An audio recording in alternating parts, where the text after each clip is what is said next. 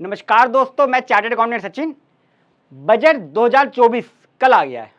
116 page का है दोस्तों वो, और लोगों ने 1 बजे ही वीडियो डालनी शुरू कर दी। मेरे पास पीपीटी घूम रही थी, एनालाइज घूम रहा था, जो कि बिल्कुल ही बेकार है। आपने 116 पेज का एनालाइज करा ही नहीं। बहुत इंपॉर्टेंट है कि हमारी प्रैक्टिकल लाइफ में इसका क्या फ़र्क पड़ेगा और हमें कैसे से यूज़ करना है बजट को। डाटा शेयर करने से कोई फ़ायदा नहीं है। इसके ऊपर कम से कम मैं 15 से 20 वीडियो बनाऊंगा दोस्तों। बजट 2024 सीरीज नाम से होगी, डेली एक वीडियो डालूंगा। उम्मीद करता हूं आपको अच्छी लगी होगी। उसी कड़ी में आज की पहली वीडियो टीडीएस ऑन प्रॉपर्टी। कल बजट में बहुत ही बड़ा चेंजेस लाया है टीडीएस ऑन प्रॉपर्टीज में। प्रैक्टिकल के साथ स्टार्ट करूंगा। कैसे? यहाँ मेरा ये एक्स फैक्टर, यहाँ मैंने लिया है सीरियल नंबर, मैंने 5 1 2 3 4 5 और ये 6 केस मैंने लिए हैं। नंबर ऑफ सेलर बनाए हैं कि यहाँ पे 1 सेलर 1 बायर, 1 सेलर 2 बायर या 2 सेलर 1 बायर। यहाँ पे सेल वैल्यू, यहाँ स्टैम्प ड्यूटी वैल्यू, यहाँ पे किस पे टीडीएस कटेगा और क्या इंपैक्ट आया है। पहला थोड़ा बता दूं बजट में आया क्या है। बजट में आया है कि 1 अक्टूबर से चेंज हुआ है। 1 अक्टूबर से अगर आप किसी को कोई पेमेंट करते हो तो आप पहले देखते थे, मतलब ये बात कर रहा हूं मैं 30/9 तक की और 1 अक्टूबर की। 1 अक्टूबर से पहले ये देखा जाता था, और अभी भी जो चल रहा पिछले सालों में, कि आपको पर पर्सन पर प्रॉपर्टी की वैल्यू देखनी पड़ती थी। 50 लाख या उससे ऊपर अगर है तो हमें 1% टीडीएस काटना पड़ता था। लेकिन मान लीजिए अगर 2 बायर हैं और 1 सेलर है तो हम कहते थे यार वैल्यू आधी आधी हो गई है, पर पर्सन वैल्यू देखो। एग्जाम्पल के लिए एक प्रॉपर्टी की वैल्यू 1 करोड़ की थी और उसके अंदर 3 बायर थे। 3 बायर डिवाइड बाय 3 हो गया, तो ये इसका मतलब पर पर्सन की वैल्यू कितनी हो गई? 33,33,000। 50 लाख से कम होगी, टीडीएस नहीं कटेगा। लेकिन प्रॉपर्टी की वैल्यू 1 करोड़ थी। सरकार को लगा यार ये तो पैसा नहीं आ रहा। पैसा कैसे आएगा? दिमाग लगाओ। मैडम को सपना आया, सपना आता ना उनको। उन्होंने कहा एक काम करो, आप पर पर्सन छोड़ो, प्रॉपर्टी की वैल्यू देखो। जजमेंट भी है इसके ऊपर, मैंने डाल भी रखा है, वीडियो बना रखी है। अब वो जजमेंट खराब हो गई है कि आपको पर पर्सन ही लिमिट देखनी है, लेकिन अब पर प्रॉपर्टी वाइज होगी। क्या इफेक्ट पड़ा? 1 अक्टूबर से पहले और 1 अक्टूबर और उसके बाद। एग्जाम्पल दिया मैंने। पहला केस, मान लीजिए कोई व्यक्ति है, 30/9/24 तक का हिसाब किताब क्या है। पहला केस, 1 बायर और 1 सेलर था। 49 लाख रुपए की प्रॉपर्टी में बात हुई कि हम ये घर 49 लाख में दे रहे हैं। उसकी स्टैम्प ड्यूटी वैल्यू थी 51 लाख की, तो टीडीएस कटेगा किस पे? 51 लाख पे। देखो मैं प्रैक्टिकल भी बता रहा हूँ, साथ साथ अमेंडमेंट जो हुई है वो भी है, लेकिन ये भी है 1 अप्रैल पिछले साल जो बजट आया था उसमें 1 अप्रैल से चेंज हो गया था कि विच एवर इज हायर। तो यहाँ पे देखो सेल वैल्यू मेरी 49 लाख है, सिंगल बायर सिंगल सेलर है, 50 लाख उससे ऊपर पे कटता है, लेकिन यहाँ पे कम है फिर भी कटेगा। क्यों? स्टैम्प ड्यूटी वैल्यू ज़्यादा है। मेरे चैनल में प्रैक्टिकल बात आपको मिलेंगी। उसी बात पे चैनल को सब्सक्राइब कर लो, क्योंकि मैं बजट पे डालने वाला हूँ प्रैक्टिकल वीडियो। और शेयर भी करना। 51 कटेगा तो कटना ही था। दूसरा केस, अब इसी केस में 1 बायर था, 1 बायर सिंगल था और सेलर हो गए 2, सेम वैल्यू 49 लाख की, और यहाँ पे 51 लाख का। यहाँ पे नहीं कटेगा। 30/9 तक की बात कर रहा हूँ मैं। क्यों नहीं कटेगा? क्योंकि हम मानते थे भैया दोनों का हिस्सा आधा आधा हो गया, तो 50 लाख पर पर्सन देखना है, वो यहाँ नहीं बैठ रहा है, यहाँ पे नहीं कटते थे। मैं भी नहीं काटता था, मैं बोलता था मत काटो। कई लोग फॉर सेक ऑफ कन्वीनियंस काट लेते थे, क्या दिक्कत ना है, लेकिन लीगली नहीं करता था। मैंने भी कहा था, कई लोग चैलेंज करते थे, नहीं नहीं आप गलत बता रहे हो, गलत बता रहे हो। देखो अमेंडमेंट आ गई है अब, इसका मतलब पहले मैं सही था। अब 1/10 को क्या हुआ? सेम केस में तीसरा केस, 1 बायर 1 सेलर है, 49 लाख रुपए की उसकी सेल कंसिडरेशन है, 51 लाख की स्टैम्प ड्यूटी वैल्यू है। यस, 51 लाख की stamp duty value which is higher, 51 कटेगा। अच्छा यहाँ पे एक चीज बता दूं, 49 लाख की आपकी वैल्यू है और 51 लाख आपका स्टैम्प ड्यूटी वैल्यू है, टीडीएस कटा 51,000, तो आपको 51,000 यहाँ माइनस करना है।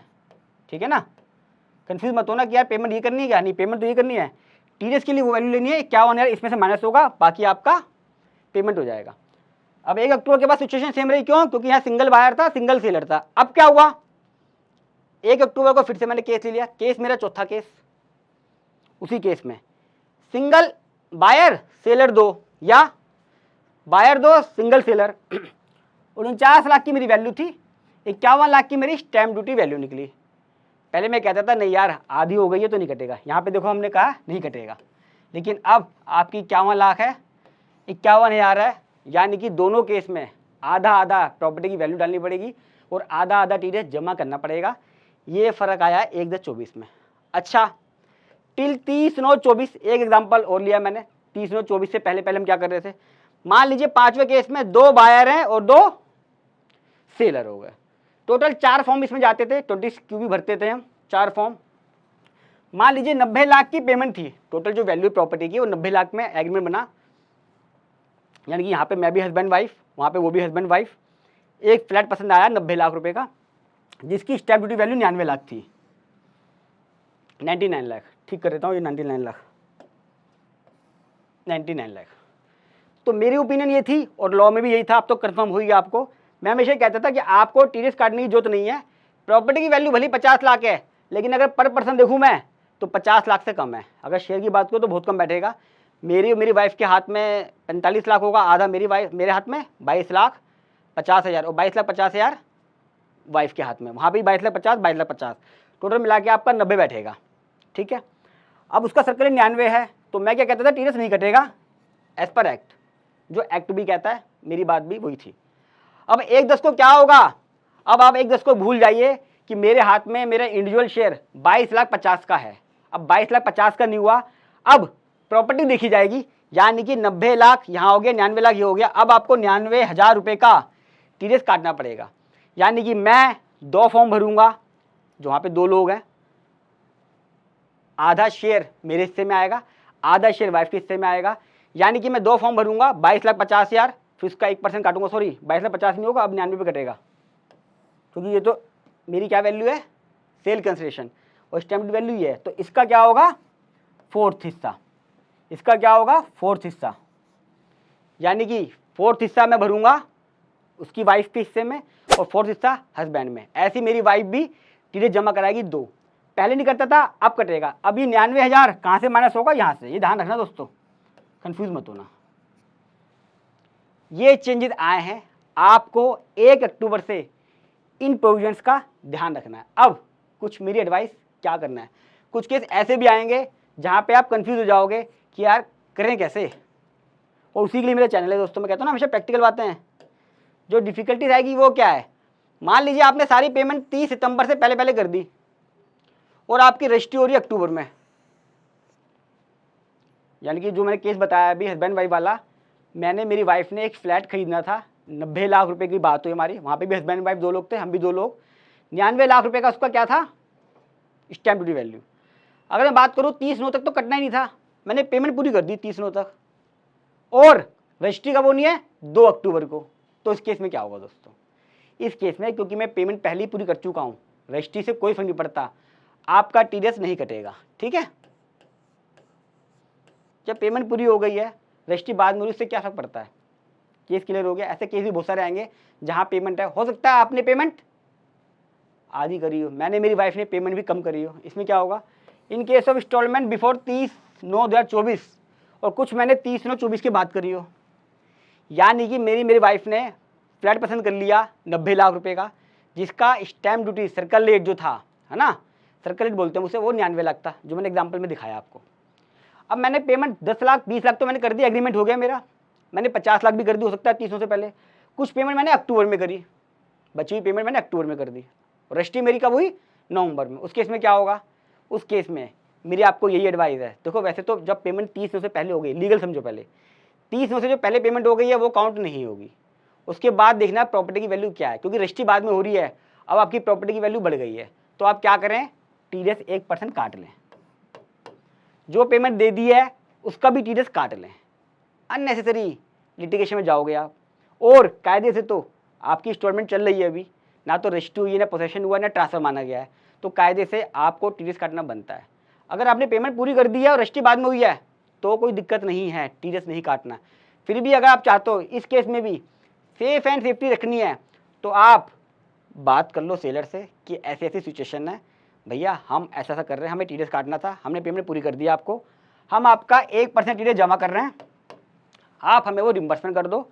अननेसेसरी लिटिगेशन आएगी कि आपकी रजिस्ट्री जो बाद में हुई है आपने टीडीएस नहीं काटा, ये क्योंकि जब कोई प्रोविजन आता है तो उसके ऊपर सरकार फोकस करती है, फिल्टर मारती है, इनकम टैक्स के केस ज़्यादा उस पर लगते हैं, क्योंकि पता है नई चीज़ें हैं, लोग पकड़ नहीं पाएंगे। तो आप इस पर भी टिकट्स काट लें, इस पर भी टिकट्स काट लें। और मैं तो कह रहा हूँ 30 नो छोड़ दीजिए, आप उसकी अभी से हैबिट डाल दीजिए, काम भी आएगा, 26 क्यों भी भरने को होंगे और ये कन्फ्यूजन खत्म हो जाएगी। तो आपसे रिक्वेस्ट है, इन चीज़ों को फॉलोअप कर लीजिए। जो मैंने एग्जाम्पल दिए हैं उसकी मैंने एक्सेल फाइल डाल दी है अपने कमेंट बॉक्स में, आप उसे यूज़ कर सकते हैं। आपकी कोई फिगर है वो उसमें डाल देना, फॉर्मूला लगा हुआ है, आपका काम आसान हो जाएगा। दोस्तों वीडियो कैसी लगी कमेंट बॉक्स में ज़रूर बताना, अच्छी लगी हो तो लाइक कर दीजिएगा और जितना हो सके इसको शेयर कीजिए। बजट के अंदर अपडेट लोगों को पता होना चाहिए और मैं चाहता हूँ ना किसी के पास इनकम टैक्स की नोटिस ना पहुँचे इन छोटी छोटी वजह से। तो जितना आप शेयर करेंगे लोगों की नॉलेज बढ़ेगी। मैं भी इसे शेयर करता हूँ, काफ़ी सारे ग्रुप बने हुए हैं व्हाट्सअप फेसबुक सब जगह। और बजट को लेके मैं सारी वीडियो डालूंगा एक एक डिटेल में जैसे आज बनाई है। उसके लिए मेरे चैनल को सब्सक्राइब कर लें, बेल आइकन पे ऑल नोटिफिकेशन पे क्लिक कर दें और मेरे साथ जुड़े रहें। जल्द मिलूंगा बजट की सारी अपडेट्स लेके प्रैक्टिकल वे में। तब तक नमस्कार।